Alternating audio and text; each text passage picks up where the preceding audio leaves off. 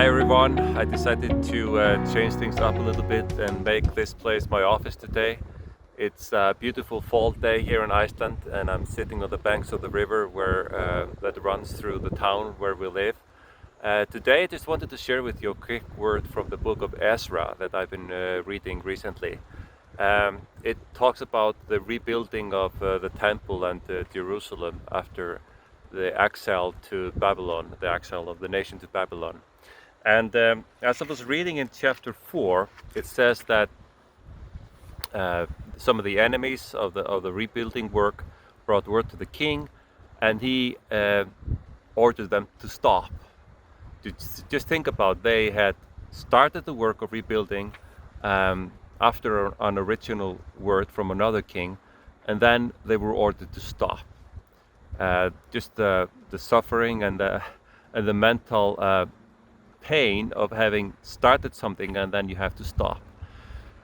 But then I noticed in one of the first verses in chapter 5, it says that some of the prophets started speaking to the people, and that resulted in them picking up the work again and started rebuilding again.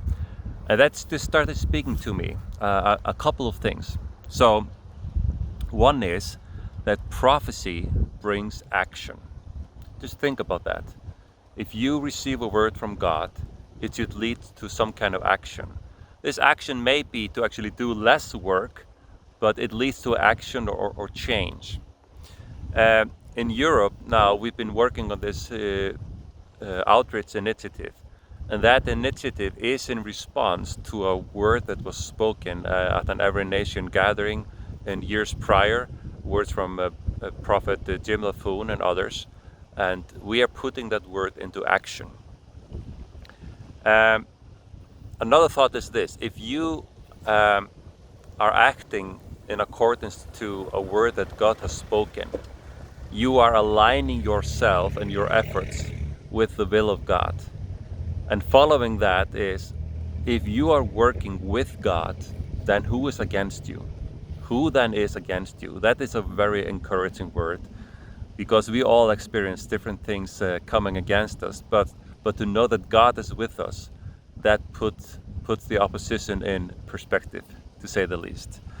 Now, what God has said can both be what He has said in His Word, historically, as you read His Bible, as you live by the book, and as you follow biblical principles in your life.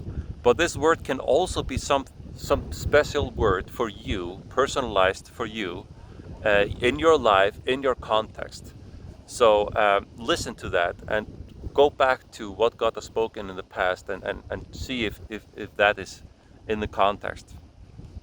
Another thought is this: when God created the world, He spoke it into existence, so to speak.